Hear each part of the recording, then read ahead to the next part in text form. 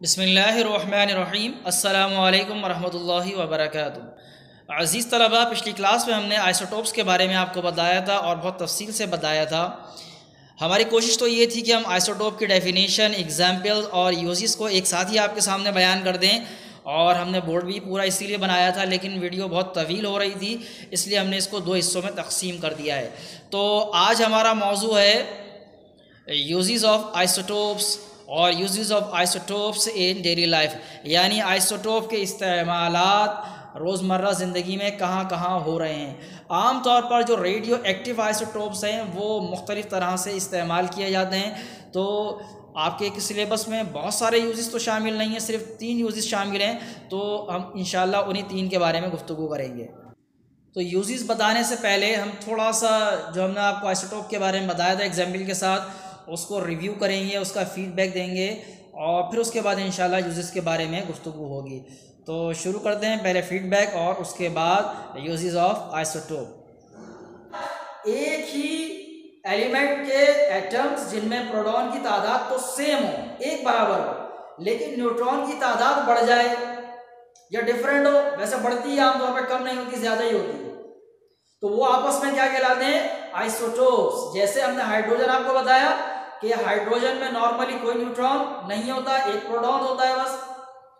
फिर एक hydrogen atom ऐसा है जिसमें एक न्यूट्रॉन होता है, फिर एक हाइड्रोजन ऐसा है जिसमें 2 न्यूट्रॉन होते हैं। ठीक है, तो तीनों के न्यूट्रॉन में फर्क हो गया, एक में 0 न्यूट्रॉन, दूसरे में 1 न्यूट्रॉन और तीसरे में 2 न्यूट्रॉन, और प्रोटॉन तीनों में 1 तो ये तीनों आपस में क्या है? आइसोटोप्स हैं। ऐसे क्लोरीन के बारे में हमने बताया कि एक में 18 न्यूट्रॉन और दूसरे में 20 न्यूट्रॉन, तो ये दोनों आपस में क्या हुए? आइसोटोप, क्योंकि दोनों में प्रोटॉन की तादाद 17 है। इसी तरह हमने आपको कार्बन के बारे में बताया कि नॉर्मली कार्बन में कितने प्रोटॉन्स होते हैं, कितने न्यूट्रॉन होते हैं? 6 यानी 6 न्यूट्रॉन। एक कार्बन ऐसा है जिसमें 7 न्यूट्रॉन है और एक और कार्बन ऐसा है जिसमें 8 न्यूट्रॉन है।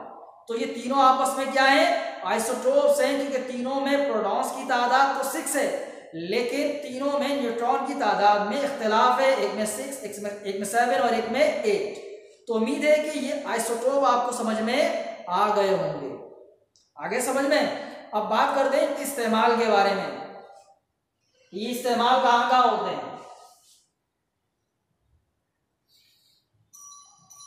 Isotopes are used to check leakage in oil pipes. Isotopes को इंजीनियर्स इस्तेमाल करते हैं जो ऑयल के पाइप होते हैं या पानी के पाइप में भी इस्तेमाल करते हैं। वैसे आइसोटोप को इस्तेमाल किया जाता है लीकेज को चेक करने के लिए। आइसोटोप उसमें इंजेक्ट कर दिया जाता है, ठीक है, और जहां कहीं लीकेज।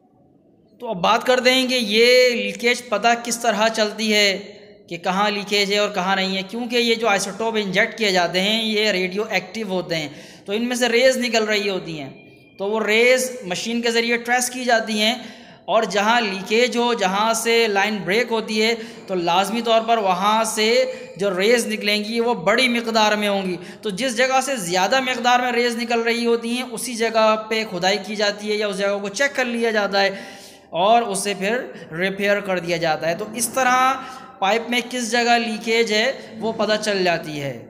पहला इस्तेमाल क्या बताया हमने कि इंजीनियर्स इसको इस्तेमाल करते हैं ऑयल में लीकेज, ऑयल की जो पाइपलाइंस होती हैं उनमें लीकेज को चेक करने के लिए। दूसरा इस्तेमाल, isotopes are used to kill cancer cells. बाज़ आइसोटोप ऐसे हैं जो कैंसर सेल को मारने के लिए इस्तेमाल होते हैं और ये कहलाता है केमोथेरेपी। सुना है? केमोथेरेपी सुनी है? वो आइसोटोप की मदद से की जाती है, कैंसर सेल को किल करते हैं, क्योंकि आइसोटोप्स में से रेडिएशन निकल रही होती है, शुआएं निकलती हैं, alpha, beta and gamma rays निकलती हैं।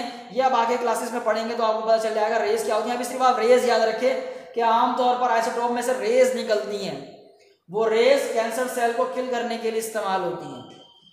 ठीक है, रेज कहते हैं शुआओं को, और ये तरीका क्या कहलाता है? केमोथेरेपी। उसके अलावा एक और काम किया जाता है, आपने देखा है बास चीजों के, ये पहले इसको पढ़ लेते हैं, बताता हूं। To find out the age of the dead remains of plants और एनिमल, यानी फॉसिल्स, जो बहुत पहले मरे हुए प्लांट्स हैं, एनिमल्स हैं, या इंसान भी हो सकते हैं, उनकी जो बाकियात होती हैं जो जमीन में प्रिजर्व हो जाती हैं, सेफ हो जाती हैं, तो आपने सुना होगा डायनासोर्स मिले हैं जो 2000 साल पुराने हैं, 3000 साल पुराने हैं, 4000 साल पुराने हैं, सुना है ना ऐसा। ये कैसे पता चल जाता है कि ये इतने हजार साल पुराने हैं? उनकी तो सिर्फ हड्डियां मिली हैं। असल में होगा ये कि एनवायरमेंट में ये वैसे तरीका जो स्पेसिफिकली इसको इस मेथड का नाम है कार्बन डेटिंग। क्या कहलाता है ये तरीका? कार्बन डेटिंग, जिससे फॉसिल्स की एज निकाली जाती है, उनकी उम्र मालूम की जाती है। क्या कहलाता है ये? Carbon dating. होता ये है कि एनवायरमेंट में नॉर्मल जो कार्बन मौजूद है कार्बन 12, इसके अलावा एनवायरमेंट में कार्बन 13 भी है, बहुत माइन्यूट मिकदार में, और बहुत ही कलील मिकदार में कार्बन 14 भी है। ये कार्बन 14 प्लांट्स और एनिमल की बॉडी में डिपॉजिट हो जाती है, और जब ये चीजें मर जाती हैं तब भी इनकी बॉडी में ये मौजूद रहती है। और क्योंकि इसमें डीके का प्रोसेस होता है और इसमें से न्यूट्रॉन्स और प्रोटॉन बाहर निकलते हैं, तो तकरीबन 500 साल लगते हैं, तकरीबन 500 साल लगते हैं इसमें से न्यूट्रॉन्स आधे निकलने में।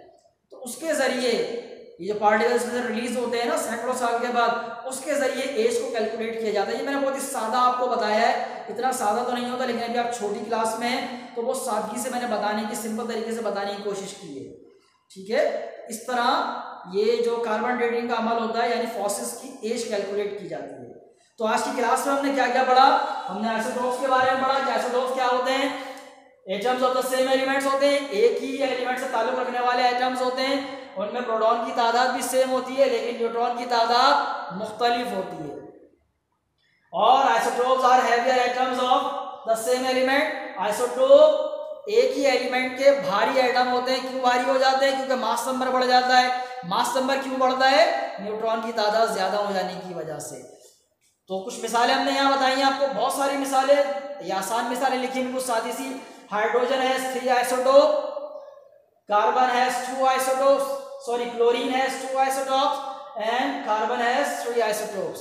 फिर उसके बाद हमने यूजेस के बारे में आपको बताया कि इंजीनियर्स इसको यूज करते हैं लीकेज चेक करने के लिए ऑयल पाइपलाइंस में, और डॉक्टर्स यूज करते हैं टू किल कैंसर सेल्स, और उसके अलावा जो फॉसिल्स हैं उनकी एज मालूम करने के लिए इनको इस्तेमाल किया जाता है। तो उम्मीद है कि आज जो चीज़ें आपको पढ़ाई गई हैं वो आपको समझ में आ गई होंगी। आपने करना क्या है, आप इस लेक्चर को कम से कम 3 मरतबा सुने अच्छी तरह, और गौर से सुने आइसोटोप की डेफिनेशन को कि आइसोटोप क्या होते हैं। फिर उसके बाद उसके इस्तेमालात को याद करें। ठीक, आपकी किताब में भी ये टॉपिक मौजूद है, आपकी किताब में ये टॉपिक पेज नंबर 64 पर मौजूद है, वहाँ से आप देख लें, वहाँ आपको ये मिल जाएगा। तो पढ़ लीजिए, अच्छी तरह याद कर लें इसको। तो इंशाल्लाह अगली क्लास में मज़ीद गुफ्तगू करेंगे इसी चैप्टर से मुताल्लिक़, यानी कॉम्पोजिशन ऑफ मैटर से मुताल्लिक़। तब तक के लिए अस्सलामु अलैकुम वरहमतुल्लाहि व बरकातुहू। अल्लाह।